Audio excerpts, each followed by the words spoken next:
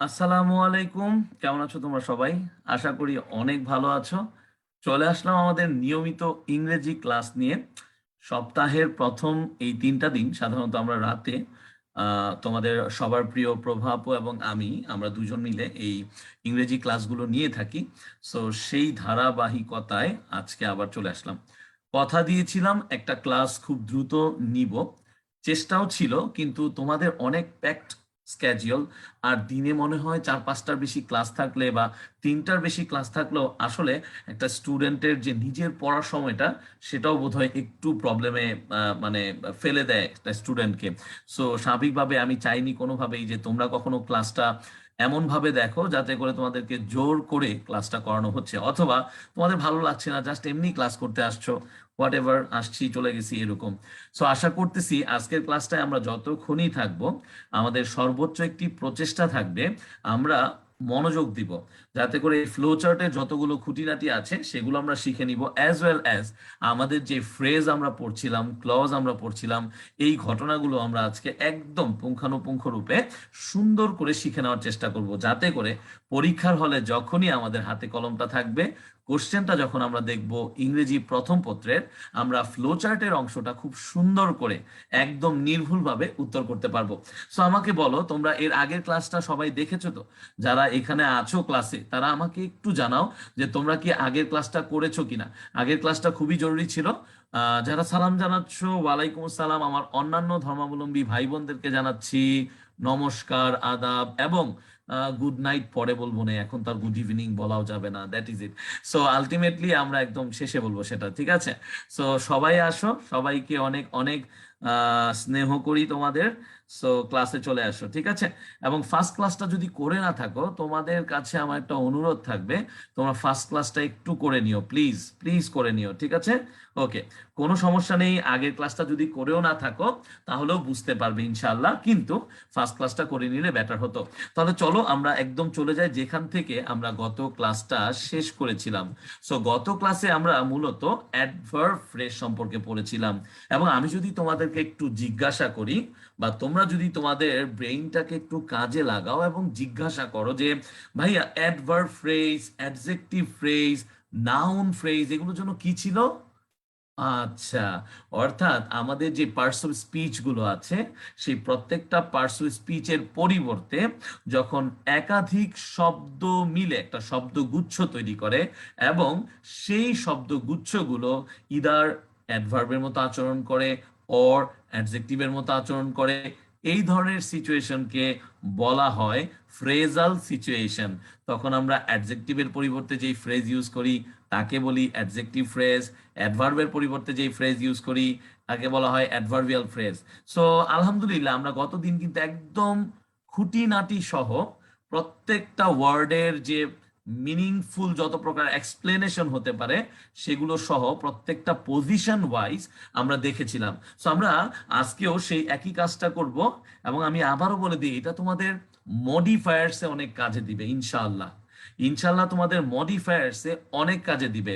So এইটা একটু মনোযোগ দিও। তাহলে প্রথম আজকে যেটা আছে সেটা হচ্ছে ভার্ব ফ্রেজ। এখন কথাটা হচ্ছে ভাইয়া, ভার্বেরও কি ফ্রেজ হতে পারে? এটা একটা একটা অদ্ভুত ব্যাপার।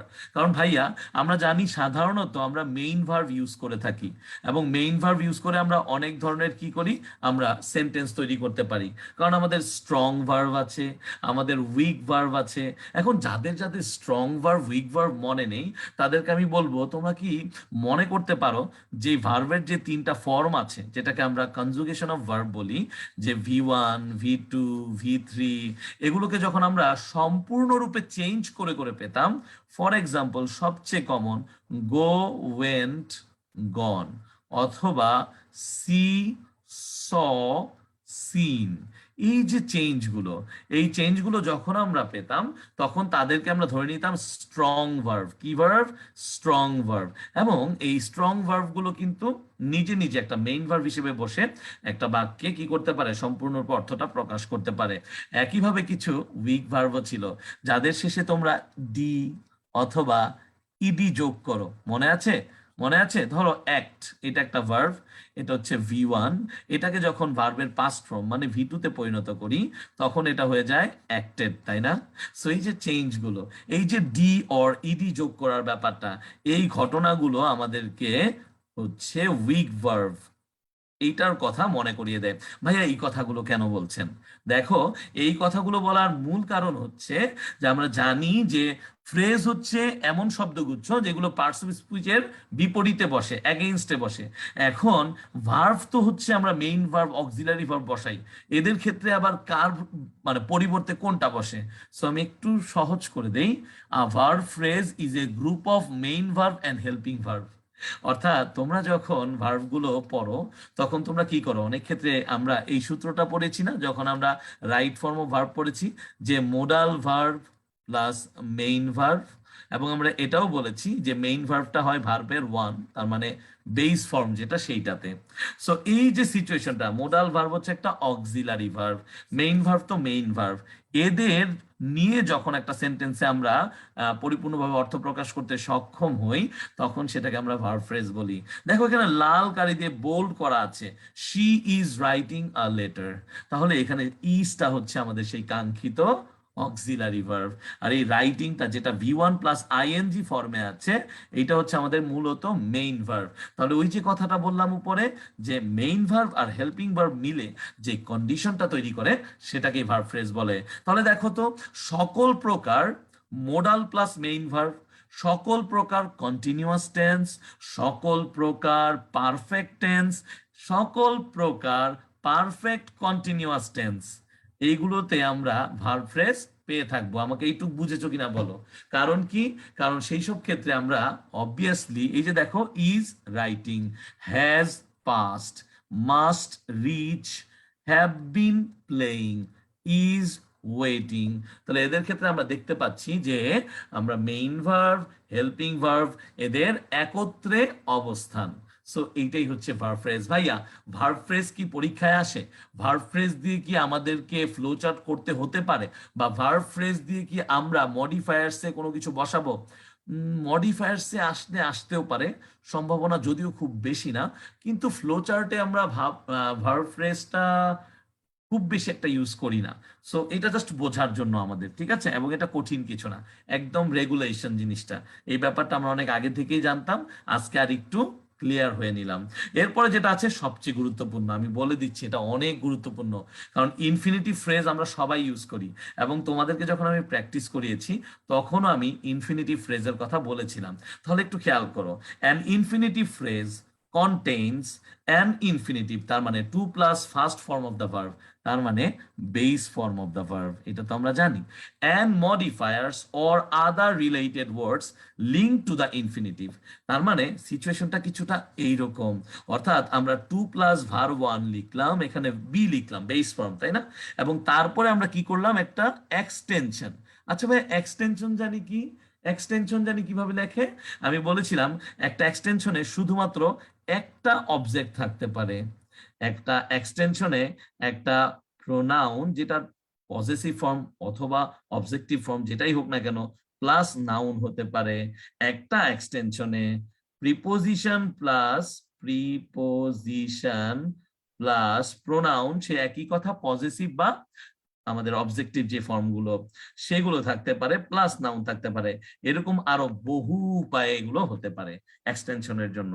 So ultimately an infinitive phrase acts as a noun or an adjective or an adverb in a sentence। খুবই ইম্পর্টেন্ট এই জিনিসটা, যে ইনফিনিটিভ ফ্রেজ কিভাবে ইউজড হয় এটা মনে রাখতে হবে তোমাদের। এই জিনিসটা যে বুঝবা তার জন্য অনেক কিছু সহজ হয়ে যাবে। সো একটু বোঝার চেষ্টা করো, আমরা কি বলেছি? আমরা বলেছি এই যে ইনফিনিটিভ ফ্রেজটা, এই যে আমি যেটাকে বোল্ড করে দিয়েছি, এই ইনফিনিটিভ ফ্রেজটা কিভাবে ব্যবহৃত হতে পারে? আমি বলেছি এটা একটা নাউন হিসেবে, এটা একটা অ্যাডজেক্টিভ হিসেবে, এটা একটা অ্যাডভার্ব হিসেবে বসতে পারে। তাহলে চলো একটু দেখি। খেয়াল করো, আমরা বললাম একটা sentence, I like to drive a car, I like to drive a car, আমার গাড়ি চালাতে অনেক ভালো লাগে। তাহলে এই ক্ষেত্রে খেয়াল করি, এই যে টু ড্রাইভ আ কার, যেহেতু এখানে শেষে নাউন আছে, শেষে কি আছে? আমরা দেখতে পাচ্ছি যে নাউন আছে। তাহলে এইটা নিঃসন্দেহে একটা নাউন হিসেবে এখানে কাজ করছে, অর্থাৎ এই পুরো ইনফিনিটিভ ফ্রেজটা একটা নাউনের মতো কাজ করেছে। ভাই শেষে নাউন থাকলে কি এরকম হয়? এটাকে তো আমরা অবজেক্ট বলতেছি, তাই না?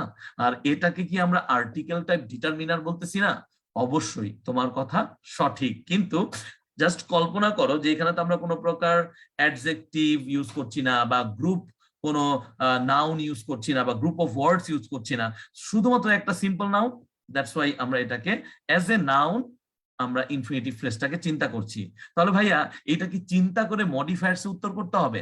মডিফায়ার্সে কি আমি এইভাবে চিন্তা করব, যখন আমাকে বলবে আই লাইক, ঠিক একইভাবে এখানে আই লাইক বলে এখানে বড় একটা কি দিবে, গ্যাপ দিবে, এবং বলবে ইউজ অ্যান ইনফিনিটিভ ফ্রেজ। কি বলবে? বলবে use an infinitive phrase to post modify the verb. Post modify the verb, তাহলে এই যে ভার্ব এটাকে পোস্ট মডিফাই করতে হবে। ভাইয়া আমি কি এইভাবে চিন্তা করব? এটা কি নাউন দিয়ে করব? এটা কি অ্যাডজেক্টিভ দিয়ে করব? না না না, একদমই না। তুমি সিচুয়েশনটা বুঝে করবা। এখানে like to drive a car আছে, আমি যদি বলি I like to go outside for holidays, বা I like to go abroad for holidays, তাহলে কি হবে না? অবশ্যই হবে। জাস্ট একটা জিনিস মনে রাখার জন্য যে এই ফ্রেজ গুলো মাঝে মাঝে নাউন, অ্যাডজেক্টিভ বা অ্যাডভার্বের মতো আচরণ করতে পারে।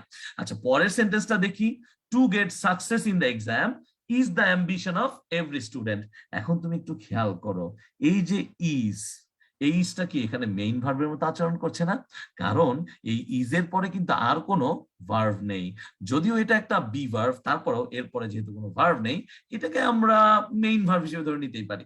তারপরে খেয়াল করো, দা হচ্ছে আমাদের একটা ডিটারমিনার, আর অ্যাম্বিশন হচ্ছে আমাদের নাউন অফ এভরি স্টুডেন্ট। ঠিক আছে, তাহলে এর আগের অংশটা কি আমরা নাউন বলবো না? আমি ঠিক আছে, to get success in the exam, এবং এইভাবে ফ্লো চার্টে লিখতে হয়, to get success in the exam. পুরোটা লিখবো না, কিন্তু আমি ফ্রেজটা লিখবো। তাহলে দেখো, এই যে শিখে নাও, আমি যদি বলি যে একটা প্রসেসে কেন পড়াশোনা করতে হয়, কেন পড়াশোনা করতে হয়, আমি বাংলাই বললাম, কেন পড়াশোনা করতে হয়, তাহলে তুমি উত্তর দিবা ভালো করার জন্য, জীবনে ভালো কিছু পাওয়ার জন্য, জীবনে উন্নতি করার জন্য। এই ধরনের অনেক অনেক অনেক আসবে, খারাপ জিনিসও আসতে পারে, আমি না করতেছি না, কিন্তু ব্যাপারটা হচ্ছে একটা কমন জিনিস আসে, এক্সামে ভালো করার জন্য পড়াশোনা করতে হয়। তাহলে to get success in the exam, এইটাই হচ্ছে আমাদের কাঙ্ক্ষিত উত্তরটা। এবং এই ক্ষেত্রে খেয়াল করো, এই যে টু, এই যে গেট, এটা হচ্ছে ইনফিনিটিভ, এই যে সাকসেস ইন দ্য এক্সাম, এটি হচ্ছে এখানে এক্সটেনশন। সাকসেস কি? সাকসেস হচ্ছে একটা নাউন, এবং ইন দ্য এক্সাম তুমি বুঝতেই পারছো যে এক্সামের ভেতর বা মধ্যে বা এক্সামে। সো এই যে জিনিসটা, এটা যেহেতু নাউনের জায়গায় অবস্থান করছে, নাউনের জায়গায় অবস্থান করছে, যেমন playing cricket is my hobby. Playing cricket is my hobby আমরা বলি না? এই প্লেইংটাকে আমরা জেরান বলি না? আলটিমেটলি কম্পাউন্ড নাউনের মতো অবস্থান করছে। So playing cricket is my hobby. So ultimately এই পুরোটাই হচ্ছে কি নাউন হিসেবে কাজ করছে না? এইরকম আর কি। সো দেখো, এই ব্যাপারগুলো বুঝতে হবে যে কোথায় আমরা কোনটা ইউজ করব। The government made a plan to help the poor. তাহলে যদি আমাকে বলে কোন একটা প্রসেসে যে আমরা কেন এই কাজটা করছি, আমার উত্তর আসতে পারে না টু হেল্প দ্য পুয়ার, বা to help this people, to help this man, এরকম ব্যাপার আসছে না? তাহলে এই যে এইগুলোই আমাদের লিখতে হয় ফ্লো চার্টে। ফ্লো চার্টে আমরা পুরো ক্লজটা লিখি না, ক্লজের মধ্যে অবস্থিত ফ্রেজটাকে লিখি, ক্লজের মধ্যে অবস্থিত ফ্রেজটাকে লেখার বেশি চেষ্টা করি। তাহলে টু হেল্প দ্য পোর, এটাকে অ্যাডজেক্টিভ মডিফাইং নাউন কেন? আলটিমেটলি খেয়াল করো তো, তোমরা অনেকেই আমাকে আস্ক করো একটা কোশ্চেন, ভাইয়া এইখানে আছে দা মুসলিম, অথবা মুসলিম বাদ দাও, দা পুয়ার আছে, ভাইয়া দা পুয়ার আর, দ্য পুয়ার আর, যে কোনো একটা তুমি অ্যাডজেক্টিভ বসাও, সেটা আমি আর বলবো না, বিকজ এটাকে এত বেশি আমি বড় করব না। এখন আর কেন হয়, এটা অনেকে আমাকে আস্ক করো। তোমরা অনেকেই চিন্তা করো যে ভাইয়া দা পুয়ার বলে তো ইজও লেখা যায়, কেন আর লেখা হয়? তাহলে অনেকেই জিনিসটা জানো, আমি জানি, অলরেডি কমেন্ট বক্সে লিখতে পারবে তোমরা। আবার অনেকেই জানো না, যারা জানি এবং যারা জানি না সবাই একটু জেনে নেওয়ার চেষ্টা করি। এই পুয়ার হচ্ছে একটা adjective, am I right? Poor কি অ্যাডজেক্টিভ? অবশ্যই অ্যাডজেক্টিভ, কারণ পভার্টি হচ্ছে নাউন। সো আমাদের এই ছোট ছোট জিনিসগুলো না এখনো আমরা অনেক কনফিউজ থাকি, এই জন্য আমাদের অনেক ক্ষেত্রে বুঝতে সমস্যা হয়, আমরা ইংরেজিটা জেনেও লিখতে পারি না। এই ছোট ছোট স্ট্রাগল গুলো আমাদের করতে হয়। সো এই জিনিসটা বুঝতে হবে যে এইখানে আলটিমেটলি এইটাকে একটা একটা গ্রুপ ওয়াইজ একটা নাউন হিসেবে ধরে নেওয়া হয়েছে এই অ্যাডজেক্টিভের আগে ডিটারমিনার ইউজ করার মাধ্যমে। সো আলটিমেটলি পরে আমরা সিঙ্গুলার ভার্ব ইউজ করি না, আমরা সাধারণত প্লুরাল ভার্ব ইউজ করি। এইটাই হচ্ছে এখানের ঘটনাটা, ঠিক আছে? তো এরকম the poor, the brave, the Muslim and everything, the pious আর হ্যাপি, রাইট? রাইট। সো এইরকম হচ্ছে ব্যাপারটা। সো এইভাবে করে চিন্তা করতে হবে প্রত্যেকটা জিনিসের সাথে। আমি ফার্স্ট পেপার পড়ছি, তার মানে আমি শুধু একটু গল্পই পড়বো, শুধু একটু গল্প পড়ার সাথে সাথে আমি জাস্ট একটু কিছু শব্দ পড়বো। আর আমি সেকেন্ড পেপার পড়তেছি, মানে আমি শুধু খালি রুলস পড়বো, কোনো সিচুয়েশন বুঝবো না, এইরকম না। বুঝে বুঝে কাজ করো, ঠিক আছে? She sang a song to please the audience, একটু বোঝার চেষ্টা করো। She sang a song to please the audience. এখানে এই যে টু, এই যে প্লিজ হচ্ছে আমাদের কি আলটিমেটলি V1, তার মানে ইনফিনিটিভ কমপ্লিট। দা অডিয়েন্স, ভাইয়া এখানেও তো বলেন না, এখানেও তো দা অডিয়েন্স আছে, নাউন আছে, এটা কেন নাউন হিসেবে ইউজ হলো না? তাহলে দেখো এখানে কি লিখেছে, as adverb modifying verb, as adverb modifying the verb. তাহলে শি স্যাং আ সং, তাহলে এই যে আলটিমেটলি এই সং কে কিন্তু ধরা যাবে না। যারা আগের ক্লাস করেছো তারা জানো যে আমাদের এখানে বলবে, কি বলবে, এই এই জিনিসটা আমি একদম বুঝাই দিই, একটু বোঝার চেষ্টা করো, একবার মনোযোগ দিয়ে শোনো, বুঝতে পারবে। তোমরা অনেকে একটু কনফিউজড হবা যখন তোমরা মডিফায়ার্স দিবা। দেখা থাকবে, দেখবা যে she sang a song dash, লেখা থাকবে post modify the verb, post modify the verb, আর কিচ্ছু বলা থাকবে না। হ্যাঁ, এটাও বলা থাকতে পারে যে ইনফিনিটিভ ফ্রেজ, ধরো এটাই বলা আছে ইনফিনিটিভ ফ্রেজ, জায়গা নেই তার জন্য সরি, ইনফিনিটিভ ফ্রেজ দিয়ে পোস্ট মডিফাই করতে বলতেছে, একটু মনোযোগ দিয়ে শোনো প্লিজ। এখন আমরা অনেকে যেটা চিন্তা করি, মডিফায়ার্স মানে ঠিক আগের শব্দটা যদি পোস্ট মডিফাই করতে বলে, বা ঠিক পরের শব্দটা যদি আমাদের প্রি মডিফায়ার কথা আসে, কিন্তু না, মাঝে মাঝে পোস্ট মডিফাইতে এই যে ভার্ব হচ্ছে স্যাং, ভার্ব হচ্ছে কি, ভার্ব হচ্ছে স্যাং, কিন্তু এখানে আ সং আছে কি হিসেবে, যে অবজেক্ট হিসেবে, এক্সটেনশন হিসেবে। সো এটাকে বাদ দাও, এটাকে ভুলে যাও। তাহলে ভুলে গিয়ে কি করবো ভাইয়া, ভুলে গিয়ে এই স্যাং এর দিকে তাকাও। তাহলে আমরা কি জানি যে একটা অ্যাডভার্ব একটা ভার্বকে পোস্ট মডিফাই করতে পারে না, একটা অ্যাডভার্ব একটা ভার্বকে পোস্ট মডিফাই করতে পারে না। তাহলে এইখানে যে ইনফিনিটিভ ফ্রেজটা ইউজ হবে, যেটা ইউজ করেছি আমরা, to please the audience, ultimately কি এই ভার্বটাকে অ্যাকম্পানি করেছে না, এই ভার্বটার ঘটনাটাকে ব্যাখ্যা করেছে না, বা ঘটনা সম্পর্কে আরো অতিরিক্ত তথ্য প্রদান করেছে না, এই জন্য এটা অ্যাডভার্ব হিসেবে। সো সিচুয়েশন চিন্তা করতে হবে, হ্যাঁ পজিশনও জরুরি, পজিশনও বুঝবো, বাট সিচুয়েশনও চিন্তা করতে হবে। সেম ওয়েতে দেখো, the joker dance to entertain the people, একটু বোঝার চেষ্টা করো। এখানে বলেছে অ্যাডজেক্টিভ হিসেবে আছে ইনফিনিটিভ ফ্রেজটা, কেন? কারণ এটা নাউনকে মডিফাই করেছে। ভাইয়া কিভাবে নাউনকে মডিফাই করলো? জাস্ট লুক এট ইট। এখানে যদি থাকে যে মডিফাই, কথাটা বুঝিও, মডিফাই দ্য নাউন বা post modify the noun with an infinitive phrase, তাহলে বুঝতে হবে দ্য জোকার হচ্ছে এখানে নাউন, এই ড্যান্সড কিন্তু ভার্ব, এই ড্যান্সড কিন্তু ভার্ব। তাহলে আমি প্রশ্ন কি করছি, আমি প্রশ্ন করছি the Joker, that means the noun, এই নাউনটাকে আমরা কি করতে বলেছি, পোস্ট মডিফাই করতে বলেছি। সো এই ক্ষেত্রে আমরা যে তথ্যটা দিব, সেই তথ্যটা আসলে কার মতো কাজ করবে, সেই তথ্যটা আসলে কাজ করবে হচ্ছে অ্যাডজেক্টিভের মতো। একদম ছোট্ট একটা উদাহরণ দেখতে চাও? একদম সহজ একটা উদাহরণ বলি, বাংলাদেশ, বাংলাদেশ বিকেম ইন্ডিপেন্ডেন্ট, আমি এইটুকুই লিখলাম, আমি পুরোটা লিখবো না বা এর চেয়ে বেশি কিছু লিখবো না, আমি লিখলাম বাংলাদেশ বিকেম ইন্ডিপেন্ডেন্ট।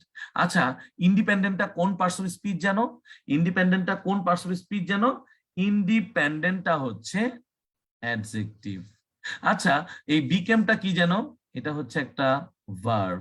বাংলাদেশটা কি জানো, বাংলাদেশটা হচ্ছে একটা নাউন, প্রপার নাউন। তাহলে এখন নিশ্চয়ই তোমরা বুঝতে পারছো যে এই নাউনটার একটা সম্পর্ক আছে কার সাথে, ইন্ডিপেন্ডেন্টের সাথে, কারণ বাংলাদেশ স্বাধীন হয়েছিল। সো এই ব্যাপারটাই ঘটেছে লাস্ট লাইনটায়, the joker dance to entertain, এই যে টু এন্টারটেইন হচ্ছে ইনফিনিটিভ, আর এই দ্য পিপল হচ্ছে এক্সটেনশন, যেটা মিলে হয়েছে infinitive phrase. The Joker danced to entertain the people. That is it. So আমাকে বলো এই পর্যন্ত কারা বুঝেছো? এখন একটু আমরা একটু কমেন্ট বক্স দেখবো, যারা বুঝতেছে না তাদেরকে আমরা একটু বোঝানোর চেষ্টা করব, আর যারা বুঝছে তাদেরকে স্যালিউট করব। চলো আমরা একটু দেখি, একটু মনোযোগ দেই। আল্লাহ, ক্লাসের চেয়ে একদম কম স্টুডেন্ট, সবাইকে অনেক পড়াশোনায় ব্যস্ত, তাই না? আচ্ছা ঠিক আছে, সমস্যা নেই। তোমাদের কাছে অনুরোধ থাকবে তোমরা একটু রেকর্ডেড ক্লাসটা দেখিও, কিছুটা হলেও কাজে লাগবে, কিছুটা হলেও কাজে লাগবে। ওকে, অ্যাডজেক্টিভ, ভেরি গুড। হ্যাঁ, ঠিক আছে।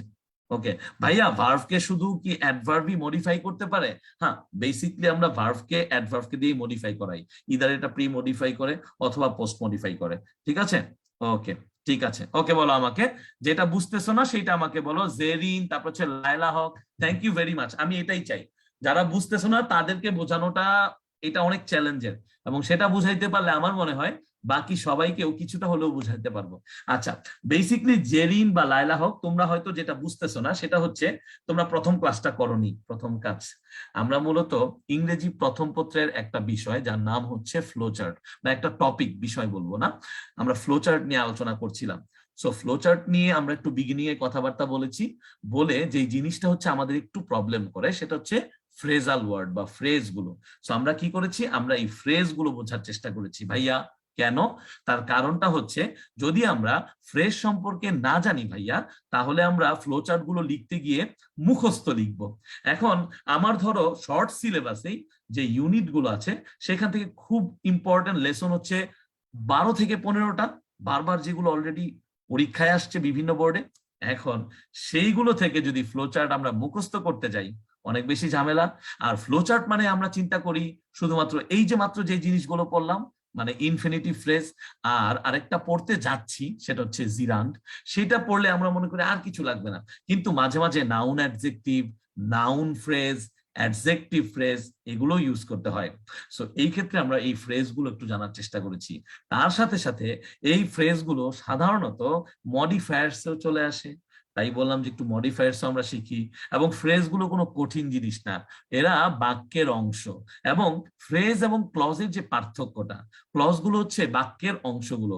যেমন তোমরা কন্ডিশনাল পড়েছো, কন্ডিশনালে আমরা জানি 2 ধরনের ক্লজ পাওয়া যায়, সেগুলো কমপ্লেক্স সেন্টেন্স হয়ে থাকে, একটা মেইন ক্লজ আর একটা সাবঅর্ডিনেট ক্লজ।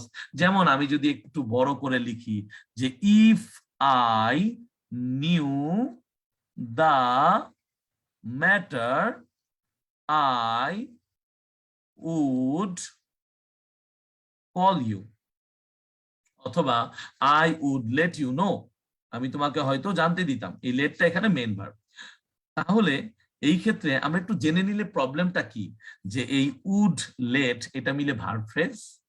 আমাদের প্রবলেমটা কি, যে ইফ এর সাথে যে ক্লজটা আছে এটাকে বলা হয় সাবঅর্ডিনেট ক্লজ, আর এইটা স্বাধীনভাবে বাক্যের অর্থটা প্রকাশ করতে পারছে, I would call you or I would let you know, এগুলো হচ্ছে মেইন ক্লজ বা প্রিন্সিপাল ক্লজ। কারণ আমরা কখনো এই ক্লজ গুলো লিখতে পারবো না, সেন্টেন্স আকারে ফ্লোচার্ট লিখা যাবে না। এটাই হচ্ছে আমাদের মূল লক্ষ্য, যে সেন্টেন্স আকারে ফ্লোচার্ট লিখা যাবে না। ফ্লোচার্টে আমরা বেশিরভাগ সময় ফ্রেজ ইউজ করব, আমরা ফ্রেজাল ওয়ার্ডস গুলোকে ইউজ করব। এইটুকুই, আশা করি কিছুটা হলো বুঝতে পেরেছো। ঠিক আছে, সো এই জন্য একটু মনোযোগ দাও, ইনশাল্লাহ আমরা বিশ্বাস রাখি যে আমরা ধীরে ধীরে এগুলো পারবো। ঠিক আছে, ওকে, চলো চলো চলো চলো, র্যাপিড গতিতে যারা চলে যাচ্ছ তারা যেতে পারো, বাট আমরা ক্লাসটায় থাকি। ওকে, ওকে, ঠিক আছে।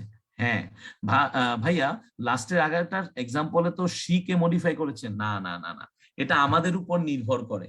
সি কে মডিফাই করেছে তুমি বলতে পারো প্রোনাউন, সি কিন্তু একটা প্রোনাউন, নাউন কে না। সো আলটিমেটলি আমি বলেছি পরীক্ষার প্রশ্নে যা থাকবে তাই করতে হবে, এইটা একটু বোঝার চেষ্টা করিও।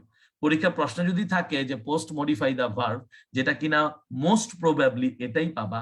যদি বলা থাকে পোস্ট মডিফাই দা নাউন, তাহলে ওইভাবেই কাজ করতে হবে। যদি নাউন বলে তাহলে অ্যাডজেক্টিভ ইউজ করবা, মানে ইনফিনিটিভ ফ্রেজটা যেন অ্যাডজেক্টিভের মতো আচরণ করে।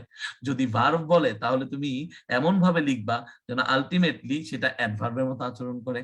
ঠিক আছে, সো এটা হচ্ছে প্রশ্নের ইন্ডিকেটরের উপর, যখন প্রশ্নে কিছু বলা হবে সেই জিনিসটা বোঝার উপায়টাই হচ্ছে এই ঘটনাটা, আর কিছুই না। ওকে, চলো চলো, থ্যাংক ইউ ভেরি মাচ যারা বুঝেছো, থ্যাংক ইউ ভেরি মাচ। ওকে, আচ্ছা,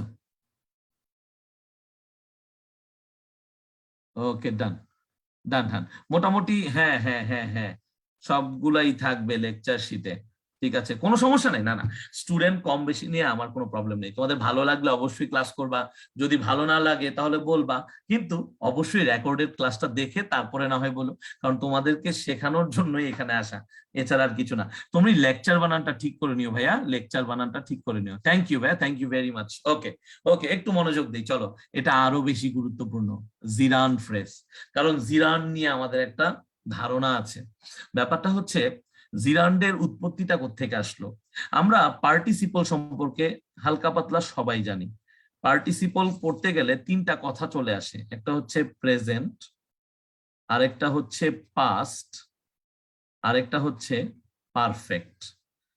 এই তিনটা পার্টিসিপলের ক্ষেত্রে আমরা সবচেয়ে বেশি ইউজ করি পাস্ট পার্টিসিপলটাকে। ভাইয়া কিভাবে ইউজ করেন? ভাইয়া পাস্ট পার্টিসিপলটা ইউজ করি আমরা সকল পারফেক্ট টেন্সে। কোন টেন্সে? সকল পারফেক্ট টেন্সে। সব পারফেক্ট টেন্সে আমরা এটা ইউজ করি। তোমরা দেখো, আমার কথা যদি বিশ্বাস না হয়, কারণ আমরা পাস্ট পার্টিসিপলটাকে আমরা কি করি, V3 বলি, তাই না? আমরা বলি হচ্ছে V3। তাহলে তোমরা নিশ্চয়ই এখন বুঝতে পারছো, I have gone there, he had done the, he had done the job, অথবা আমরা বলতে পারি he will have done the job. ঠিক আছে, সো এই যে ব্যাপারটা, এই জিনিসগুলোই হচ্ছে কি, এই যে ডান, এই যে গন, সলভড, এগুলো হচ্ছে V3 বা পাস্ট পার্টিসিপল। তাহলে বাকি থাকে প্রেজেন্ট পার্টিসিপল আর পারফেক্ট পার্টিসিপল। পারফেক্ট পার্টিসিপলটা হচ্ছে হ্যাভিং আছে না, এই হ্যাভিং যুক্ত ফ্রেজ গুলো যার পরে সাধারণত V3 বসে। এখন এই ধরনের জিনিস কিন্তু তোমাদের রাইট ফর্ম ও ভার্বে আসে। কেমন আসে? এইভাবে আসে যে হ্যাভিং ড্যাশ, এখানে লেখা থাকবে RESCH বা এরকম যে কোনো verb. Having dash there I found Aiman ভাইয়া। কথার কথা বললাম যে আমি আইমান ভাইয়াকে পেলাম। তাহলে হ্যাভিং এর পরে এখানে কি হবে? আমি বলেই দিয়েছি, ভার্ব 3 মানে ভার্বের পাস্ট পার্টিসিপল ফর্ম। তাহলে এখানে রিচ আছে, এটা হচ্ছে একটা উইক ভার্ব, কারণ এর সাথে ডি বা ইডি যোগ হয়, এবং এটা অ্যান্সার হবে রিচড। এবং তুমি এটা উত্তর লিখলে ফুল মার্কস পেয়ে যাবে। তাহলে পারফেক্ট পার্টিসিপলটা আমরা একটু বুঝলাম। এখন যে জিনিসটা নিয়ে একটু ধোঁয়াশা থাকে সেটা হচ্ছে প্রেজেন্ট পার্টিসিপল। প্রেজেন্ট পার্টিসিপলের একটা ফর্ম আছে যেটাকে বলা হয় V1 প্লাস আইএনজি। কি বলা হয়? V1 plus ING. এই V1টা কি? এই V1টা হচ্ছে base form of the verb. এই V1 কে বলা হয় base form of the verb, এবং এই বেস ফর্ম গুলোর সাথে কি হয়, আইএনজি যোগ হয়। ভাই বেস ফর্মটা যেন কি? বেস ফর্মটা হচ্ছে ভার্বের যেই ফর্মের সাথে কখনো এস বা ইএস যুক্ত হয় না, বা ডি ইডি এগুলো কিছুই যুক্ত হয় না, বা ভার্বের এই ফর্মটা কখনো পরিবর্তনই হয় না, সেটাকে বলা হয় বেস ফর্ম। তাহলে দেখো, এখন জিনিসটা একটু ক্লিয়ার হইলো। এখন এই প্রেজেন্ট পার্টিসিপলের আবার দুইটা কি আছে, ধরন আছে। একটাকে বলা হয় জিরান্ড, আরেকটাকে বলা হয় নর্মাল প্রেজেন্ট পার্টিসিপল, যেটা নাম আছে তাই। এখন আমাদের কাজটা হচ্ছে এখন জিরান নিয়ে। ভাই জিরানটা কি? আচ্ছা, জিরানটা হচ্ছে এই প্রেজেন্ট পার্টিসিপলের ফর্মটা, অর্থাৎ V1 প্লাস আইএনজি, যেটা নাউনের মতো আচরণ করে। কার মতো আচরণ করে? নাউনের মতো আচরণ করে। অর্থাৎ যখন কোনো একটা ভার্বকে আমরা নাউন হিসেবে তৈরি করতে চাই, কিন্তু তার কোনো নাউন ফর্ম খুঁজে পাই না, তখন আমরা ওই ভার্বের সাথে আইএনজি যোগ করে দিয়ে, ওই ভার্বের বেস ফর্মের সাথে আইএনজি যোগ করে দিয়ে, এটা ভিবিও লেখা যায়। আমরা যে অংশটা পাই সেটাকে আমরা কি বলি? আমরা বলে থাকি হচ্ছে জিরান্ড। এবং এই জিরান্ডটা কার মতো আচরণ করে? নাউনের মতো আচরণ করে। নাউন কি কিভাবে ইউজড হয়? সাবজেক্ট হিসেবে, অবজেক্ট হিসেবে, বা বাক্যের মাঝখানেও ব্যবহৃত হতে পারে। তাহলে একটু চলো একটু পড়ি। জিরান ফ্রেজ। আচ্ছা ভাইয়া, জিরান ফ্রেজ মানে কি? ভাইয়া, এই যে জিরান্ড আছে না, V1 প্লাস আইএনজি, এর সাথে কিছু শব্দগুচ্ছ অ্যাড করে দাও, এক্সটেনশন, কিছু এক্সটেনশন অ্যাড করে দাও, হয়ে যাবে তোমার gerund phrase. So gerund phrase is a group of gerund modifiers and other related words link to the gerund. বুঝতে পারছো? আবারও বলছি, লিঙ্কড টু দা জিরান মানে জিরান্ডের সাথে সংযুক্ত। কি কি সংযুক্ত থাকতে পারে? একটা মডিফায়ার থাকতে পারে, অন্যান্য কিছু শব্দও থাকতে পারে। তাহলে এখন প্রশ্ন আসতে পারে যে জিরান্ড কি করে? এখানে খুব সুন্দর করে লিখেছি, a gerund phrase functions as a noun in the sentence। তাহলে একদম ইজি হয়ে গেল, এটা কার মতো কাজ করে? নাউনের মতো কাজ করে। তাহলে চলো একটু এক্সাম্পল গুলো দেখি। I enjoy listening to the music। আবার বোঝার চেষ্টা করো, I enjoy listening to the music। তাহলে আলটিমেটলি আমরা শুধু লিখতে পারতাম I enjoy music, আমি মিউজিক পছন্দ করি, আই এনজয় মিউজিক। কিন্তু আমরা শুধু মিউজিক না বলে আমরা বললাম লিসেনিং টু দ্য মিউজিক। তাহলে এই লিসেনিংটা কিভাবে তৈরি হয়েছে? লিসেন প্লাস আইএনজি, তার মানে V1 প্লাস আইএনজি, এইভাবেই তৈরি হয়েছে লিসেনিং। তারপরে এই যে আমাদের টু দা মিউজিক, দেখো এখানে দা হচ্ছে ডিটারমিনার, মিউজিক হচ্ছে নাউন। তাহলে আলটিমেটলি এই অবজেক্টটা বা এই যে ফ্রেজটা, এই জিরান ফ্রেজটা নাউনের মতো আচরণ করছে, কারণ এটা বাক্যের শেষে বসেছে, তাই একে অবজেক্ট বলি। এমন করে আমরা তো বাক্যের শুরুতে ইউজ করেছি না? কয়বার বলবো? আমি এবার ওয়াকিং আর বলবো না, এবার কি বলা যায়? এবার আমরা বলতে পারি রানিং, কারণ রানিং আরো বেটার, তাই না? So running is a good exercise. এখন একটু কল্পনা করো যে এখানে কি জিরান ফ্রেজ ইউজ হয়েছে? আমাকে একটু কমেন্টে বলো, আমাকে কমেন্টে বলো এটা কি জিরান ফ্রেজ নাকি শুধু জিরান? আমাকে বলো এটা কি জিরান ফ্রেজ নাকি জিরান? এটা কি জিরান ফ্রেজ নাকি জিরান? বেসিকলি এইটা হচ্ছে শুধু জিরান, এবং এটা কিন্তু নাউনের মতো কাজ করছে। এখানে দৌড়ানোটা কি একটা নাম হিসেবে ব্যবহৃত হয়েছে। সো ভার্বের এই বিশেষ ফর্মটা নাউনের মতো আচরণ করলেই তাকে আমরা জিরান বলি। তাহলে নিশ্চয়ই অলরেডি কমেন্টে বলে ফেলেছো তোমরা এটা হচ্ছে শুধুমাত্র জিরান। কেন ভাইয়া? কারণ তার সাথে কোনো প্রকার কি নেই, কোনো প্রকার আর কোনো শব্দ নেই। তাহলে যখন আমি বলে ফেলি প্লেইং ক্রিকেট ইজ মাই হবি,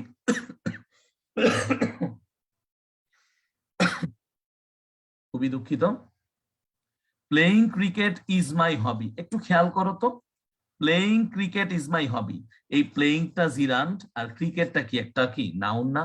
তাহলে এরা মিলে কি জিরান্ডিয়াল ফ্রেজ হয় না? আমাকে একটু কমেন্ট বক্সে বলো, এটা কি জিরান্ডিয়াল ফ্রেজ হয় না? এটা কি জিরান্ডিয়াল ফ্রেজ হয় না? তাহলে এই জিনিসটা যদি আমরা বুঝতে পারি, তাহলে আমাদেরকে কি আর কোনো প্রবলেমে ফেস করতে হবে? তাহলে কি আমাদেরকে আর কোনো প্রবলেমে পড়তে হবে? ইনশাল্লাহ না। তাহলে দেখো এই ছোট ছোট জিনিসগুলো আমাদের না জানার কারণে বা আমরা স্পষ্টভাবে জানি না, এই জন্য আমরা কি করতে পারি না, পরীক্ষার হলে অনেক কনফিউজ থাকি। এগুলো আমাদের রাইটিং কেও কিন্তু দারুণ ভাবে উপকৃত করে, মানে তোমার রাইটিংটা অনেক ক্ষেত্রে ক্লিয়ার হয়ে যায় এগুলোতে, ঠিক আছে? সো এই যে ব্যাপারটা, হ্যাঁ, very good, very good, thank you very much Shakil, Shirin, Rezaur, Morsheda, Tahmina, Tamin, everyone, thank you very much. So এই যে ব্যাপারটা, এইটা বুঝতে হবে। এবং সেকেন্ড যে সেন্টেন্সটা, এইটা বুঝাইতে গিয়ে আমি কয়েকটা জিনিস বলবো, একটু বুঝার চেষ্টা করিও, ঠিক আছে? দেখো সেকেন্ড সেন্টেন্সটা বলেছে he started writing the report. বুঝিও, he started writing the report, সে রিপোর্টটা লেখা শুরু করলো। বুঝতেই পারছো এই রাইটিং দ্য রিপোর্ট একটা অবজেক্ট হিসেবে এখানে ব্যবহৃত হয়েছে, কারণ সাবজেক্ট হি আছে, ভার্বও আছে। ভার্বের কি ফর্ম? এটা ভার্বের পাস্ট ফর্ম, স্টার্টেড, ঠিক না? আমি V2 লিখেই দিলাম। তাহলে এখন আমাকে একটু বলো, এইখানে এই পার্টিকুলার ফেজে এই যে V1 প্লাস আইএনজি, তার সাথে কি ডিটারমিনার প্লাস নাউন, তাহলে এটা কি ফ্রেজ না? আর যেহেতু V1 প্লাস আইএনজির সাথে আছে, তাহলে এটা কি জিরান ফ্রেজ না? এবং এটা জিরান ফ্রেজ কার মতো আচরণ করে? নাউনের মতো না? Yes, he started writing the report, মানে সে রিপোর্ট লিখছে। এই ক্ষেত্রে কিন্তু আমরা সহজেই বুঝতে পারছি যে এই যে সে রিপোর্ট লিখছে, এটা একটা প্রসেসের নাম, এই প্রসেসের নাম। এখন মজার ব্যাপারটা কি দেখো, এটা তো আমরা বুঝলাম যে জিরান ফ্রেজ তার অবস্থান এবং তার স্ট্রাকচারের কারণে। এখন এইটাই তোমাদের পরীক্ষায় রাইট ফর্ম অফ ভার্বসে আসে। কিভাবে আসে? He started dash English properly. আমি জানি অপশন না দিলেও তোমরা অনেকেই উত্তরটা লিখে ফেলতে পারবে, তারপর আমি একটা অপশন দিলাম, সেটা হচ্ছে লার্ন। তাহলে তোমরা বুঝতেই পারছো, আমি তোমাদেরকে বারবার বলেছিলাম যে অনেক ক্ষেত্রে এরকম সিচুয়েশন আসে, দুইটা ভার্ব পরপর বসে, দুইটা ভার্ব পরপর বসে, এবং বসার পরে কি হয়, প্রথম ভার্বটা সেটা যে ফর্মেই থাকুক না কেন, সেটা যে ফর্মেই থাকুক না কেন, V1 বেস ফর্ম, V2 যেই ফর্মে থাকুক না কেন, সেকেন্ড ভার্বটা সবসময় V1 প্লাস আইএনজি ফর্মে হয়। কি ফর্মে হয়? V1 প্লাস আইএনজি ফর্মে হয়। তার মানে এটা জিরান্ড হিসেবে ব্যবহৃত হয়। So he started learning English properly, এই যে আমার অবজেক্টের পুরো অংশটা, এই যে প্রপারলি হচ্ছে একটা অ্যাডভার্ব। তাহলে দেখো জিনিসটা এতটাই ইজি যদি আমরা বুঝতে পারি, আর জিনিসটা ততটাই কঠিন যখন আসলে এটাকে আমরা বুঝতে চাই না। তাহলে এই জিনিসগুলো যে যত ক্লিয়ার রাখতে পারবা, যে যত বুঝতে পারবা, সে তত কি করতে পারবা, পরীক্ষার হলে ইজিলি মার্কস তুলতে পারবা, পরীক্ষার শেষে এসে বুঝবা না। আচ্ছা, লেখাটা একটু ল্যান্ডস্কেপ মুডে নেন। পারভেজ, আমি খুবই দুঃখিত ভাইয়া, আমার লেখা খুবই ছোট, তার জন্য আমি খুবই সরি।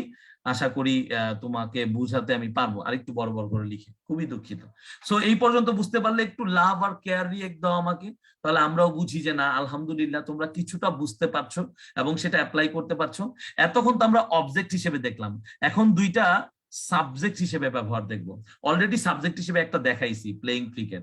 এখানে দেখো sitting in the sun, sitting in the sun, sitting in the sun, এই যে দেখো হেল্পস, এটা হচ্ছে একটা সিঙ্গুলার আইডিয়া, আইডিয়াটা হচ্ছে singular. Sitting in the sun helps the body absorb vitamin D. Okay, তাহলে সিটিং ইন দ্য সান মানে কি? সূর্যের নিচে বসে থাকা। তাহলে এই পুরো প্রসেসটা কি? একটা সিঙ্গুলার জিনিস, দ্যাটস ওয়াই এখানে ভার্ব হিসেবে আমরা এই যে সিঙ্গুলার ভার্ব ইউজ করেছি। এখন মজার ব্যাপারটা হচ্ছে সিটিং ইন দ্য সান, এই যে V1 plus ING, sitting, sitting in the sun, এই যে ফ্রেজের যে বাকি অংশগুলো মানে শব্দগুচ্ছটা, সো জিরান ফ্রেজের বাকি অংশগুলো হচ্ছে ইন দ্য সান। সো এইটাকে আমরা নাউন হিসেবে ইউজ করছি কারণ এটা সাবজেক্ট হিসেবে আছে এখানে। So sitting in the sun helps the body absorb vitamin D. একইভাবে the crying of the baby, অনেকে যে ভুলটা করো তোমরা, এই দা দেখে মনে করো এই ক্রাইংটা মনে হয় কি হয়ে যাবে, অ্যাডজেক্টিভ হবে, অনেকেই মনে করো না, কিন্তু এটা ভুলেলে চলবে না। আমি তো বলেছি যে নাউনের আগে দুইটা জিনিস বসে, নাউনের আগে দুইটা জিনিস বসে, এক হচ্ছে ডিটারমিনার, এক হচ্ছে ডিটারমিনার, এক হচ্ছে কি ডিটারমিনার, দুই হচ্ছে কি বলো বলো বলো, দুই হচ্ছে কি? এক হচ্ছে ডিটারমিনার, দুই হচ্ছে অ্যাডজেক্টিভ। মনে থাকবে তো? এই দুইটা বসেই বসে, আরো অনেক কিছু বসতে পারে, বাট এই দুইটা মোস্ট প্রবাবলি তোমরা পাবা এবং তোমাদের এইচএসসি লেভেলে এইটা পাবাই পাবা, বারবার পাবা। তাহলে the crying of the baby disturbed him, এই যে দেখো এখানে ভার্ব না, তাহলে পুরো সেন্টেন্সের এই ফ্রেজটাই হচ্ছে আলটিমেটলি আমার জিরান ফ্রেজ। এখন তুমি প্রশ্ন করতে পারো ভাইয়া এটা ফ্লো চার্টে কিভাবে ইউজ করব, সেটা তো বলেন। ফ্লো চার্টে কিভাবে ইউজ করব একটু খেয়াল করো। কেউ আমাকে জিজ্ঞাসা করলো, কেউ আমাকে জিজ্ঞাসা করলো তোমার হবিস কি, তোমার হবিস কি? আমি বললাম লিসেনিং টু দ্য মিউজিক। সমস্যা আছে? তোমার হবিস কি? তোমার ফ্লো চার্টে আসলো যে write a flow chart according to this or that idea, using the idea. আইডিয়াটা কি? Write down your hobbies, write down your হবিস। এখন আমরা জানি যে আমরা পুরো একটা সেন্টেন্স লিখতে পারবো না, এটা আমরা সবাই জেনে গেছি যে ফ্লো চার্টে পুরো একটা সেন্টেন্স লিখা যাবে না, না না। তাহলে যখন এটা করা যাবে না, তাহলে তো আমার কি করতে হবে? ফ্রেজ ইউজ করতে হবে। তাহলে আমরা কি এই জিরান ফ্রেজটা ইউজ করতে পারি না বারবার? Listening to the music, collecting stamps, playing cricket. আমার কথা কি বুঝতেছো? আমাকে বলো। Listening to the music, collecting stamps, traveling outside of my town, playing cricket, going abroad, এগুলো আমরা ব্যবহার করতে পারি না? সো এই ঘটনাগুলোই, এই জিনিসগুলো আমাদেরকে বুঝতে হবে। একটা প্যাসেজ পড়বো, প্যাসেজটা পড়ে প্যাসেজের কোন জিনিসটাকে হাইলাইট করতে বলেছে কোশ্চেনে লেখা থাকবে এবং সেই লেখা অনুসারে আমাদেরকে ফ্লোচার্টটা লিখতে হবে। সো আমার মনে হয় তোমরা কিছুটা হলেও বুঝতে পারছো, তোমরা কিছুটা হলেও বুঝতে পারছো। সো আলটিমেটলি এই প্রসেসটা অনেক জরুরি। এই জানার অনেক অনেক কিছু আছে, জানার কোনোই শেষ নেই। শুধুমাত্র আমাদেরকে কি করতে হবে? ধৈর্য ধারণ করতে হবে এবং শেখার মন মানসিকতা রাখতে হবে। ঠিক আছে, কষ্ট হবে বুঝতে, অনেক বেশি স্ক্র্যাচ থেকে নিয়ে আসতে অনেক কষ্ট হয়, কিন্তু যখন আলটিমেটলি বোঝা শুরু করি তখন অ্যাপ্লাই করাটাও সহজ হয়ে যায়, তখন অ্যাপ্লাই করাটাও কি হয়ে যায়? সহজ হয়ে যায়। তাহলে চলো একটু পার্টিসিপল ফ্রেজটা জানি। একটু আগে কিন্তু আমি তোমাদেরকে পার্টিসিপল সম্পর্কে হালকা পাতলা ধারণা দিয়েছিলাম এবং পার্টিসিপল সম্পর্কে এখানে আরো ধারণা তোমরা এখনই পাবা। খেয়াল করো, আ পার্টিসিপল ফ্রেজ, ফ্রেজ মানে কি? শব্দগুচ্ছ। A participle phrase is a group of a present participle. একটু আগে পড়ে আসলাম, present participle V1 plus ING. ভাইয়া এগুলো কি মুখস্থ করব? এগুলো কেন ইংলিশ লিখে এনেছেন? না না, এগুলো কোনো কিছুই তোমাকে মুখস্থ করতে হবে না, তোমার মাথার ভিতরে এই স্ট্রাকচারটা বসে থাকলেই হবে। এটা হচ্ছে তোমাকে একটু পড়ানো, কারণ আমরা কিন্তু এত ব্যস্ততায় সব পার্টিকুলার যতগুলো আছে ডিপার্টমেন্ট, তোমাদের সায়েন্স, আর্টস, কমার্স, সবারই কিন্তু ডিপার্টমেন্টাল সাবজেক্ট গুলো অনেক জরুরি হয়। ইংলিশটা অনেক জরুরি, কারণ তোমার হায়ার স্টাডিজ তো ইংলিশেই করতে হবে। সো সেটা না, কিন্তু আলটিমেটলি হয়তো তোমরা বাংলা, ইংলিশ এগুলো পড়তে একটু সময় কম পাও।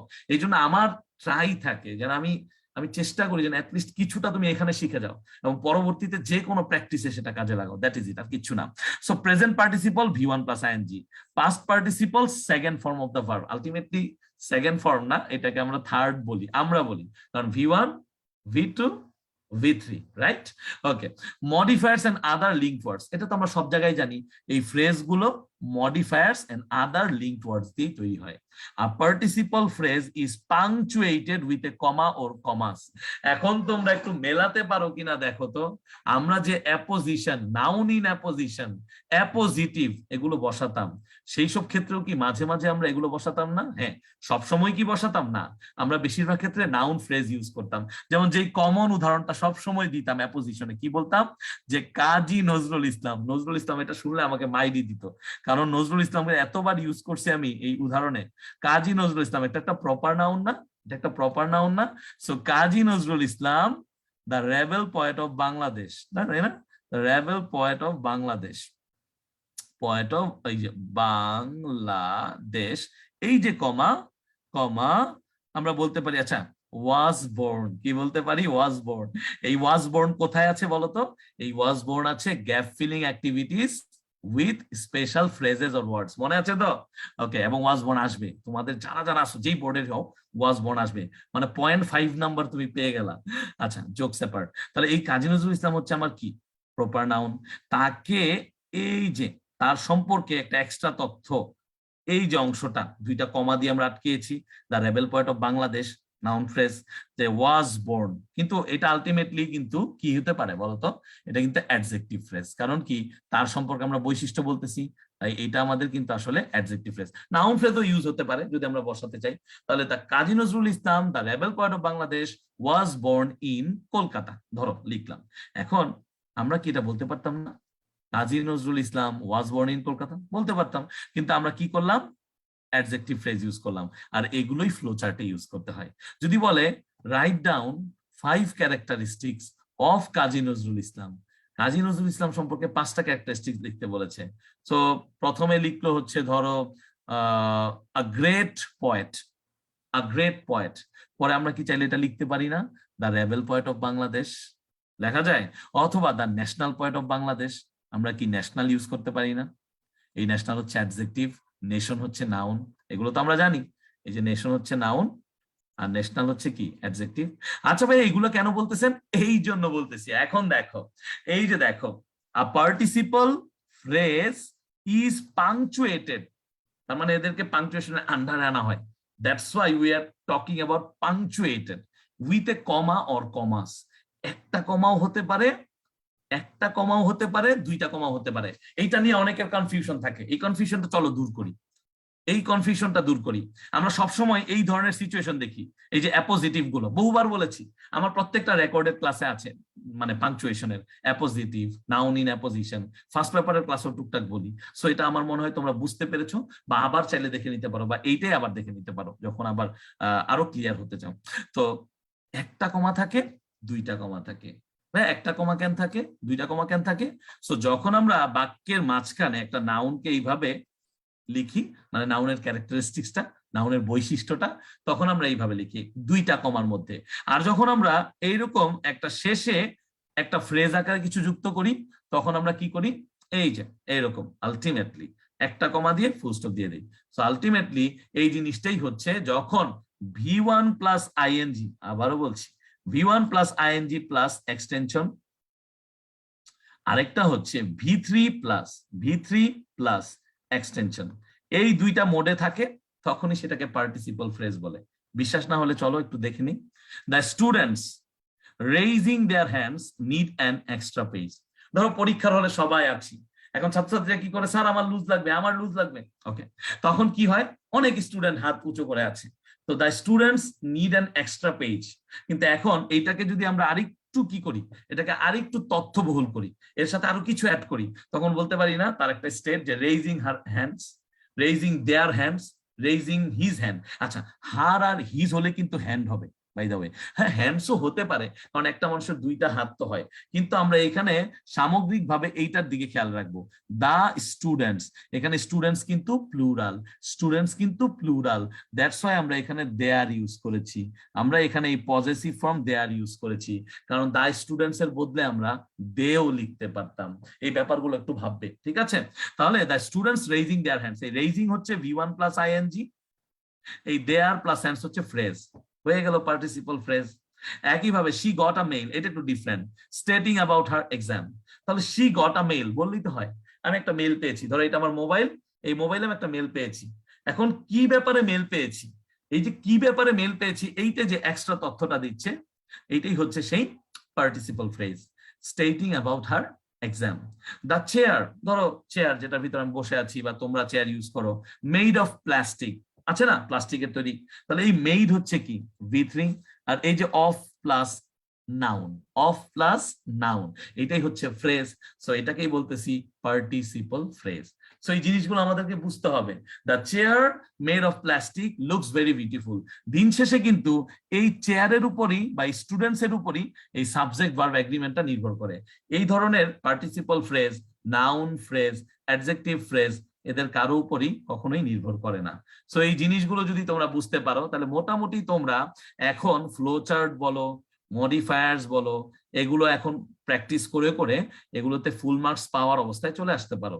এগুলো তেমন কোনো কঠিন কোনো জিনিস না, তেমন কোনো। আচ্ছা, ডিটারমিনার যেন কি? আচ্ছা, ডিটারমিনার অনেক ধরনের। Okay, thank you very much, thank you very much. So determiner হচ্ছে যে সকল শব্দ নাউনকে কি করতে পারে, কোয়ালিফাই করতে পারে। অর্থাৎ যে সকল শব্দ নাউনের আগে বসে, যেমন আমার কিছু টাকা দরকার, আই নিড সাম মানি। আমাদের এরকম হয় না সবার লাইফে? হয়তো তোমারই দরকার এখনই, যারা যারা ক্লাস করছো, আমারও দরকার। তাহলে এই মানি হচ্ছে কি আনকাউন্টেবল নাউন, জানি এটাকে গণনা করা যায় না। সো এই নাউনটার একটা অবস্থা, এটার কোয়ান্টিটি, আমি কোন ওয়ার্ডটা ইউজ করলাম, কোয়ান্টিটি, একদম গ্রামারের বইয়ের ভাষায়, একদম নেটিভ ল্যাঙ্গুয়েজটা যারা ইউজ করে, নেটিভ স্পিকার যারা, তারা যে গ্রামার বইগুলো লিখেছে, তারাই বলেছে যখন কোন একটা শব্দ, কোন একটা বিশেষ শ্রেণীর শব্দ, সামের মতো বা ফিউ বা মাচ বা মেনি, এদের মতো কোন শব্দ যখন কোন নাউনকে কোয়ালিফাই করে বা মডিফাই করে, অর্থাৎ নাউনের কোয়ান্টিটিকে প্রকাশ করার জন্য, তাদেরকেই ডিটারমিনার বলে, তাদেরকেই ডিটারমিনার বলে। মজার ব্যাপার হচ্ছে এইটা তোমাদের ভর্তি পরীক্ষায় আসে। মেনিটা কার আগে ইউজ হয়? মেনিটা ইউজ হয় হচ্ছে মূলত কাউন্টেবল নাউনের আগে, কাউন্টেবল নাউনের আগে। আর মাছ কবে ইউজ হয় ভাইয়া? মাছ ইউজ হয় হচ্ছে এই যেরকম আনকাউন্টেবল নাউনের আগে। এগুলো পরীক্ষায় আসবে এবং তোমাদেরকে কিন্তু দিতে হবে। তোমাদেরকে কি করতে হবে? তোমাদেরকে কিন্তু অবশ্যই দিতে হবে। সো এইভাবে করে চিন্তা করতে হবে যে আমি কতটুকু পারছি, আমার কতটুকু মনে থাকছে। ঠিক আছে, থ্যাংক ইউ ভেরি মাচ। ভাইয়া পোয়েমের সামারি রাইটিং এর উপর ক্লাস হবে ইনশাল্লাহ, ইনশাল্লাহ, অবশ্যই, অবশ্যই। ইন্না লিল্লাহি ওয়া ইন্না ইলাইহি রাজিউন। আল্লাহ তাকে জান্নাতবাসী করুন, আল্লাহ তার সকল গুনাহ মাফ করে দেন। আমরা তার জন্য একটু মন থেকে দোয়া করব এবং ইনশাল্লাহ তাকে আল্লাহ সঠিক তার তার কাজ অনুসারে প্রাপ্য জিনিসটাই তাকে দিবেন ইনশাল্লাহ। ঠিক আছে, ওকে। হ্যাঁ, যার নানু মারা গেছেন, ইন্না লিল্লাহি ওয়া ইন্না ইলাইহি রাজিউন, ইনশাল্লাহ সবাই শোকটাকে শক্তি বানাবে, তাদের জন্য অনেক দোয়া করবে, কারণ এই দোয়াটাই হয়তোবা তাদের জন্য অনেক কাজে দিবে, তাদের জন্য অনেক অনেক কাজে দিবে। এই দোয়াটাই হয়তো শেষ পর্যন্ত তাদেরকে ইনশাল্লাহ জান্নাতে নিয়ে যাবে। ঠিক আছে, ওকে, ঠিক আছে, ঠিক আছে। পয়েমের সামারির উপর নিব ক্লাস, পয়েমের সামারির উপর ক্লাস নিব, অবশ্যই নিব ভাইয়া। তো কখনোই বলি না যে ক্লাস নিব না, কখনোই বলি না বাবা, কখনোই বলি না। Very good, very good. মাছটা আবার বলেন ভাইয়া। যখন মাছ কোনো একটা নাউনের আগে ব্যবহৃত হয়, MUCH, মাছ হচ্ছে একটা ডিটারমিনার। মাছ শব্দটা যখন কোনো নাউনের আগে ব্যবহৃত হয়, তুমি ধরে নিতে পারো সেই নাউনটা আনকাউন্টেবল, অর্থাৎ তাদেরকে গণনা করা যায় না। আর যখন কোনো নাউনের আগে মেনি ওয়ার্ডটা ইউজ হয়, যেমন I saw, I saw many people, I saw many people in the playground। তাহলে আমি প্লেগ্রাউন্ডে অনেক মানুষ দেখেছিলাম। এই পিপল কেন? এই পিপলের সিঙ্গুলার ফর্ম আছে, পার্সন, কিন্তু মানির কি কোনো সিঙ্গুলার বা প্লুরাল আলাদা কোনো ফর্ম আছে? না। সো ওগুলোই হচ্ছে আনকাউন্টেবল নাউন। সো এগুলো তোমরা পড়েছো, আবার পড়বে, আরো পড়বে। ঠিক আছে, সো পড়তেই থাকবো আমরা ইনশাল্লাহ। তাহলে ফ্লো চার্ট, এখন দেখো একদম ভিতরে চলে আসছি, একদম ভিতরে চলে আসছি। এখানে বেশ কিছু কয়েকটা কথা বলেছি, এই কয়েকটা কথা আমাদেরকে একটু বুঝতে হবে, একটু বুঝতে হবে। দেখো, ফ্রেজ হচ্ছে কি? A group of words that are arranged in a grammatical construction and acting as a unit in a sentence। আবারও বলছি, ফ্রেজ কিন্তু সেন্টেন্স না।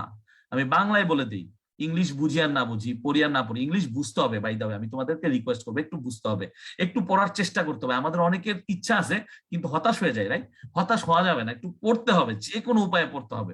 আর গ্রুপ অফ ওয়ার্ডস বলতেছে মানে কিছু শব্দগুচ্ছ অ্যারেঞ্জড আছে, এমন ভাবে তৈরি করা আছে একটা সেন্টেন্সের ভিতরে যে সেন্টেন্সের একটা অংশ হিসেবে কাজ করেছে, সেন্টেন্সের একটা অংশ হিসেবে কাজ করছে, কিন্তু সেন্টেন্স হিসেবে না। তাহলে সেন্টেন্সটা কি? Grammatical unit of one or more words that expresses, প্রকাশ করে, অ্যান ইন্ডিপেন্ডেন্ট মিনিং। তার মানে সেন্টেন্স যেটা হবে তার কিছু না কিছু একটা স্বাধীন কি আছে, অর্থবোধকতা আছে। অর্থাৎ ওই বাক্যগুলো যে শব্দগুলো দিয়ে তৈরি হয় তারা একটা স্বাধীন অর্থ প্রকাশ করতে সক্ষম। তাহলে এই হচ্ছে ঘটনাটা। আর সেন্টেন্সের থাকে কি, সাবজেক্ট প্লাস প্রেডিকেট। এটা নিয়ে আমি একদম ফার্স্ট ক্লাসে বলেছি, কিন্তু ফ্রেজের কিন্তু কোনো প্রকার সাবজেক্ট প্রেডিকেট থাকে না। তাহলে এই দুইটা জিনিস আমরা বুঝে নিলাম। ওকে, আমরা ফ্লো চার্টে কি ইউজ করব দেখো তো, বড় করে এখানে দিছি কি দেওয়া আছে, sentence cross, phrase tick mark. তার মানে আমরা ফ্লো চার্টে সেন্টেন্স ইউজ করব না, ফ্রেজ ইউজ করব, কথাগুলো মাথায় রেখো। তারপরে দেখো কি বলেছি, phrase does not express a complete thought, sentence express a complete thought. তার মানে ফ্রেজ কখনো একটা কমপ্লিট থট দেয় না। যেমন আমরা যদি বলি the cat is sleeping in the sun, the cat is sleeping in the সান। এখন আমি যদি বলি ক্যাট ট্যাট বাদ ইজ স্লিপিং ইন দ্য সান, যেটা হচ্ছে শুধুমাত্র একটা প্রেডিকেট। আমাকে সবাই কমেন্ট বক্সে বলো ইজ স্লিপিং ইন দ্য সান। আমি ক্লাসে এসে বললাম ইজ স্লিপিং ইন দ্য সান, আমাকে কি কেউ বুঝবে? কেউ কি বুঝতে পারবে আমি কি বলতেছি? কোনো বোঝার অবস্থা আছে? একদমই বোঝার অবস্থা নাই। তাহলে ইজ স্লিপিং ইন দ্য সান হচ্ছে এখানে প্রেডিকেট, এবং এই প্রেডিকেটটা মূলত এই সাবজেক্ট ছাড়া কোনো কাজ নেই তার, একদম ইউজলেস। সো এইটাই হচ্ছে ফ্রেজ। কিন্তু হি wants to become a footballer, খেয়াল করো এই যে টু বিকাম হচ্ছে আমাদের এখানে কি, এখানে এই টু বিকামটা হচ্ছে আমাদের infinitive. A footballer, he wants, verb আছে, প্রেডিকেট আলটিমেটলি, এবং সাবজেক্ট তো আছেই। তো সাবজেক্ট প্রেডিকেট মিলে একটা কমপ্লিট থট প্রকাশিত হচ্ছে, এটা একটা সেন্টেন্স। কিন্তু ফ্লো চার্টে সেন্টেন্স লেখা যাবে না। Phrase does not contain both a subject and a predicate, does not give complete information about the subject or the predicate। খুবই ইম্পর্টেন্ট। তার মানে ফ্রেজের কোনো সাবজেক্ট প্রেডিকেট আলাদা আলাদা থাকে না, ফার্স্ট অফ অল। সেকেন্ডলি, এরা কোনো কমপ্লিট ইনফরমেশন দেয় না, পুরোপুরি ভাবে একটা সাবজেক্ট সম্পর্কে বলে না যে সাবজেক্ট এটা করছে বা অবজেক্টের দ্বারা এটা ঘটছে, এরকম কোনো তথ্য ফ্রেজ কখনোই দিতে পারে না। ঠিক আছে? ওকে, যেমন ফ্যাসিলিটেটস অর ফ্যাসিলাইটস আমরা বলতেছি হচ্ছে এডুকেশন। ঠিক আছে? সো আলটিমেটলি এইখানে একটু খেয়াল করো, সবাই একটু খেয়াল করো প্লিজ। আমি একটু অ্যাটেনশন সিক করতেছি, সবার অ্যাটেনশন সিক করতেছি। কোনো কমেন্ট এখন লিখতে হবে না, জাস্ট হচ্ছে এইটার দিকে তাকাও। ঠিক আছে? হ্যাঁ, এই যে আলটিমেটলি আমরা বলতেছি যে ফ্যাসিলিটেটস এডুকেশন, ও আচ্ছা সরি বানান ভুল লিখছে, আমরা ঠিক করে দেই, ফ্যাসিলিটেটস। আচ্ছা, ফ্যাসিলিটেটস এডুকেশন, আমাকে বুঝাও এখানে অবজেক্ট সম্পর্কে কোনো ধারণা আছে, বা এখানে কি প্রেডিকেটের কোনো অংশ আছে আলাদা করে, বা প্রেডিকেটের যদি অংশ থাকেও এটা কি আসলে এমন কিছু বোঝাচ্ছে যে সাবজেক্টকে এটা কোনো একটা নির্দেশ করছে? কি ফ্যাসিলিটেট করে, কাকে ফ্যাসিলিটেট করে, এই কোশ্চেন গুলোর উত্তর কি আছে? তাহলে ওরা যে লিখলো যে complete information about the subject or predicate, কথাটা কি সত্যি না?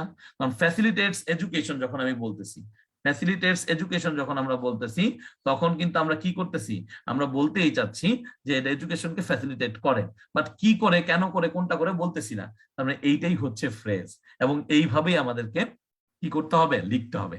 ফ্লোচার্টে এই স্টাইলে লিখতে হবে, ফ্লোচার্টে এই স্টাইলে লিখতে হবে।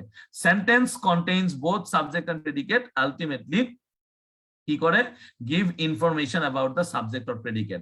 যেমন আন্ডারটেকস ফুড ওয়ার্কস, এটাও হচ্ছে আলটিমেটলি ফ্রেজের ভিতরে পড়ে যায়, কিন্তু পুরোপুরি একটা সেন্টেন্স লিখলে যে হি আন্ডারটেকস ফুড ওয়ার্কস অথবা he doesn't want to go there, এই টাইপের জিনিসগুলোই হচ্ছে আমাদের সেন্টেন্স। তাহলে he doesn't want to go there, বা he wants to become a footballer, the cat is sleeping in the sun, the man is going outside. এইভাবে আমরা কখনোই ফ্লোচার্ট লিখবো না। এইটুক বুঝে নাও, আর কিচ্ছু বুঝতে হবে না। এইটুক বুঝে নাও, ফুল সেন্টেন্স লেখা যাবে না, ফুল সেন্টেন্স লিখাই যাবে না, শেষ। এইটুকু বুঝতে হবে শুধু, আর কিচ্ছু না। ফুল সেন্টেন্স লিখা যাবে না, ফুল সেন্টেন্স লিখা যাবে না। ডান? ডান। তাহলে এখন আসো যে আসলে কি করা যায়। তোমরা তো ভাবছিলে, তোমরা ভাবতেছো যে ভাইয়া এগুলো আমরা কিভাবে বুঝবো, বা এগুলোকে কিভাবে আরো ইজিলি বোঝা যায়। তাহলে সেটার জন্য আমাদেরকে অবশ্যই একটা ওয়ে বের করতে হবে। যেমন দেখো, আমরা একটু আগে যা পড়ছি তার একটা রিক্যাপ দেই। নাউন ফ্রেজ ইউজ করি, সেটা নাউন সম্পর্কে ইনফরমেশন দেয়। যেমন a cute baby, an old lady, a hot summer day, some teachers. বুঝতেই পারতেছো, বেশিরভাগ ক্ষেত্রে যেমন এটা ডিটারমিনার, সাম হচ্ছে ডিটারমিনার, এই টিচার্স হচ্ছে কি আলটিমেটলি, হ্যাঁ, শিক্ষক বৃন্দ। সো এরকম an old lady, a cute baby, এগুলো নাউনের মতো আচরণ করছে, বাট নাউনের সাথে সাথে আনুষঙ্গিক আরো শব্দ থাকায় এদেরকে নাউন ফ্রেজ বলছি। একইভাবে verb phrase, has been singing, was walking, singing a song, had to be hospitalised. একটু আগে সব বলেছিলাম না, কন্টিনিউয়াস টেন্স। একটু আগে বলেছিলাম না আমাদের যে V1 প্লাস আইএনজি প্লাস ফ্রেজের যেটা জিরান্ডিয়াল ফ্রেজ, সেটাও ভার্ব ফ্রেজের অন্তর্ভুক্তই বলা যায় একরকম। তারপর হচ্ছে হ্যাজ বিন সিঙ্গিং বলেছিলাম না, perfect tense, perfect continuous tense, এগুলো হচ্ছে ভার্ব ফ্রেজের অন্তর্ভুক্ত হয়ে গেল। Adjective phrase gives information about adjective. Adjective সম্পর্কে বলে ভেরি প্রিটি। ভাইয়া ভেরি প্রিটি, ভেরি তো ইন্টেন্সিফায়ার, আমি তো মডিফায়ার্স এ পড়েছিলাম, ভেরি হচ্ছে intensifier. You are absolutely right, very adverb, কিন্তু অ্যাডভার্ব আর অ্যাডজেক্টিভ মিলে অ্যাডজেক্টিভ ফ্রেজ হয়। আমি এর আগের ক্লাসেই বলেছি, আগের ক্লাসে এগুলোর বিস্তারিত ধারণা আছে। টেরিবলি লং, একই জিনিস, মানে আমি শুধু লং বলতে পারতাম যে জার্নিটা অনেক লং ছিল, ভাল লাগতেছে না, এই যে অবস্থাটা লং মানে অনেক লম্বা ছিল। এটাকে যদি বলি টেরিবলি লং মানে হচ্ছে খুবই বাজে ভাবে লম্বা ছিল, মানে ভালোই লাগে নাই, খুবই খুবই বিরক্তিকর। সো এই জিনিসটাই হচ্ছে আলটিমেটলি অ্যাডজেক্টিভ ফ্রেজ। তার মানে অ্যাডভার্ব প্লাস অ্যাডজেক্টিভ মিলে তৈরি করতে পারে অ্যাডজেক্টিভ ফ্রেজ। একইভাবে অ্যাডভার্ব ফ্রেজ কি হয়, gives information about the adverb, slowly and surely। তাহলে দেখো দুইটা অ্যাডভার্ব একত্রিত হয়েছে, ফর্মারলি, বিউটিফুলি, শুধু একটা ওয়ার্ডও মাঝে মাঝে অ্যাডভার্ব ফ্রেজ হিসেবে ইউজড হতে পারে, শুধু একটা ওয়ার্ডও মাঝে মাঝে শুধুমাত্র অ্যাডভার্ব ফ্রেজ হিসেবে ইউজ হতে পারে।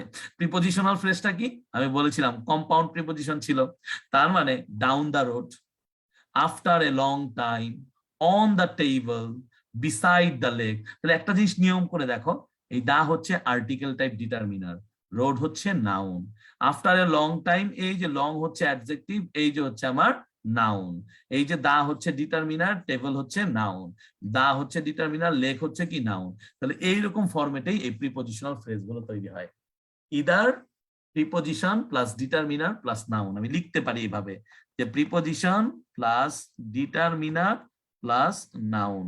আবার এমন হতে পারে যে preposition plus article plus adjective plus noun. এগুলো তোমাদের নিজেদের উপর, শিক্ষাটা নিজের কাছে, আমি কিভাবে শিখবো আর দেখবো। তাহলে এই পর্যন্ত আমরা মোটামুটি বুঝতে পেরেছি। তাহলে এখন জানতে হবে যে লিখতে গেলে কি করতে হবে। দেখো সবচেয়ে গুরুত্বপূর্ণ যে লাইনটা এখন পড়তে যাচ্ছি, এটা গুরুত্বপূর্ণ। এখন অনেকের কলেজেই নাকি বলে যে যেইভাবে কোশ্চেনে আছে সেইভাবেই লিখো। এখন বেশিরভাগ ক্ষেত্রে কোশ্চেনে আমরা যখন ফ্লো চার্ট উত্তর করি তখন আমরা কি করি, ক্যাপিটাল লেটার দিয়ে শুরু করি। এখন আমি তোমাদের কাছে একটা প্রশ্ন করি, তোমরা বলো, একদম ব্ল্যাঙ্ক নলেজ যার আছে তা সেও বলতে পারবে আশা করি। আমরা কি বলেছিলাম, আমরা জানি যে একটা সেন্টেন্স শুরু করতে হলে ক্যাপিটাল লেটার লিখতে হয়, অর্থাৎ বড় হাতের অক্ষর দিতে হয় একটা সেন্টেন্স শুরু করতে হলে। তার কারণ কি, সেন্টেন্সটা একটা নাউন দিয়ে শুরু হতে পারে, এবং সেটা প্রপার নাউন হোক কমন নাউন হোক যেটাই হোক, ডিটারমিনার দিয়ে শুরু হতে পারে, যাই হোক না কেন একটা সেন্টেন্স লিখতে গেলে বড় হাতের অক্ষর লাগে। আচ্ছা, ফ্রেজটা তো সেন্টেন্সের অংশ মাত্র, ফ্রেজ হচ্ছে সেন্টেন্সের অংশ মাত্র, তাহলে এটা কি কোনো ম্যান্ডাটরি যে ফ্রেজের ক্ষেত্রেও আমাদেরকে ক্যাপিটাল লেটার ইউজ করতে হবে? এইটা আমাকে একটু বলো, এটা কি কোনো ম্যান্ডাটরি যে ফ্রেজের ক্ষেত্রে আমাদেরকে ক্যাপিটাল লেটার ইউজ করতে হবে? এইটুকু অ্যান্সার দাও আমাকে, that will be more then enough for me, that will be more then enough for me. আশা করি না, আশা করি না, রাইট? সো এই যে ব্যাপারটা। ওকে, হাবিবুল্লাহ অ্যাডভার্ব ফ্রেজ, ঠিক আছে বলতেছি, বলতেছি। আচ্ছা আচ্ছা আচ্ছা, না আচ্ছা আচ্ছা,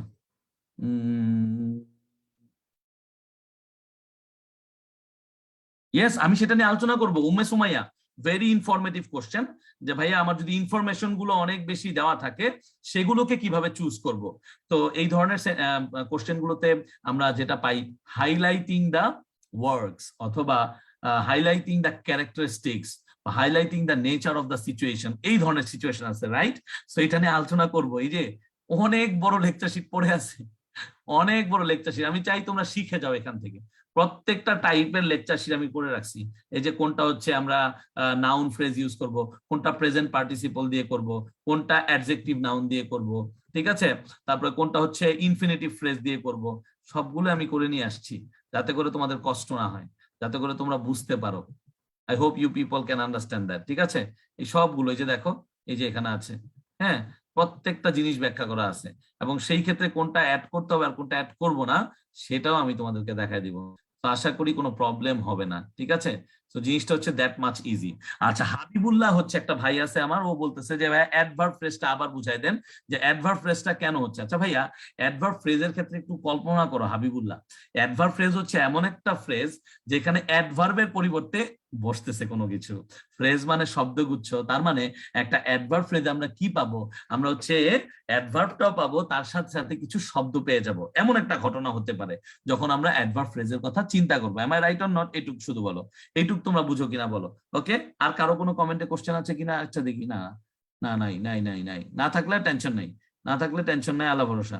ওকে, আচ্ছা ঠিক আছে। ওকে, তাহলে আমরা সবাই একটু